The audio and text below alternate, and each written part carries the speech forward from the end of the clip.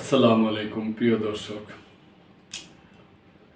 আপনারা জানেন যে আফগানিস্তান পাকিস্তান কয়েকদিন আগে যুদ্ধ চলল। দুই দেশটা মনে করেন মুসলিম দুই দেশ, বর্ডারে ওনাদের প্রায় সংঘাত হয়। তো এখন যুদ্ধ বন্ধ আছে, কিন্তু তারপরেও বর্ডারে টুকটাক সংঘাত লাগেই আছে। বেশ কিছু লোকজন বর্ডারে সংঘর্ষ হয়ে মারা গেছে। এই সমস্ত ব্যাপার আদি নিয়ে নিউজ। সীমান্তে সংঘাতে পাকিস্তানে 2 ডজনের বেশি নিহত।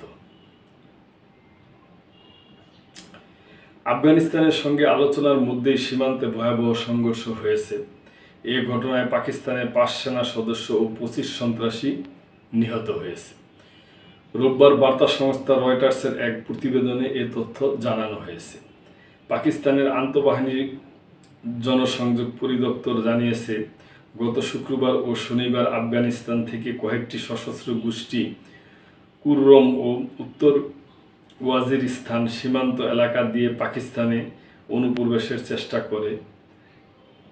পাহাড়ি ও দুর্গম এই অঞ্চলগুলো দীর্ঘদিন ধরে সন্ত্রাসী তৎপরতার জন্য পরিচিত। বিবৃতিতে বলা হয়, এই অনুপ্রবেশের চেষ্টা আফগান সরকারের নিজ দেশের মাটিতে সন্ত্রাসবাদের মোকাবেলায় আন্তরিকতার বিষয়ে প্রশ্ন তোলে। আফগানিস্তানের তালেবান সরকারের মুখপাত্র ও প্রতিরক্ষা মন্ত্রণালয় এই ঘটনায় তাৎক্ষণিক কোনো মন্তব্য করেনি। তবে তালেবান বরাবরই দাবি করে আসছে তারা কোনো সন্ত্রাসীকে আশ্রয় দিচ্ছে না, বরং পাকিস্তানের সামরিক অভিযান আফগান সার্বভৌমত্বের লঙ্ঘন। শনিবার পাকিস্তানের প্রতিরক্ষা মন্ত্রী খাজা আসিফ বলেন, যুদ্ধবিরতি এখনও টিকে আছে এবং আমি বিশ্বাস করি আফগানিস্তান শান্তি চায়।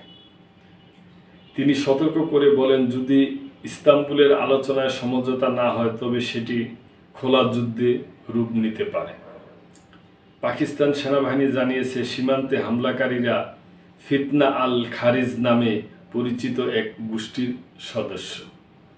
এই গোষ্ঠীটি চরমপন্থী মতাদর্শে অনুপ্রাণিত এবং বিদেশি পৃষ্ঠপোষকতায় পরিচালিত হয়ে আসছে।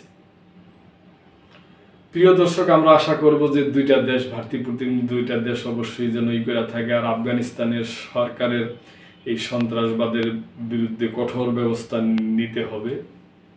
আর এই ব্যাপারে এই ব্যবস্থা নেওয়ার জন্য যা যা হেল্প প্রয়োজন তা মানে পাকিস্তান করবে, এটাই আমাদের আশা। এবং কোনো মতেই যেন আর যুদ্ধ না বাঁধে, এই দিকে উভয় দেশের সরকারই সজাগ দৃষ্টি রাখবে। প্রিয় দর্শক, এই ব্যাপারে আপনাদের যদি কোনো মন্তব্য থাকে অবশ্যই কমেন্ট করবেন এবং লাইক শেয়ার কমেন্ট করে সাবস্ক্রাইব করে মেম্বারশিপ নিয়ে আমাদের পাশেই থাকবেন। আল্লাহ হাফেজ।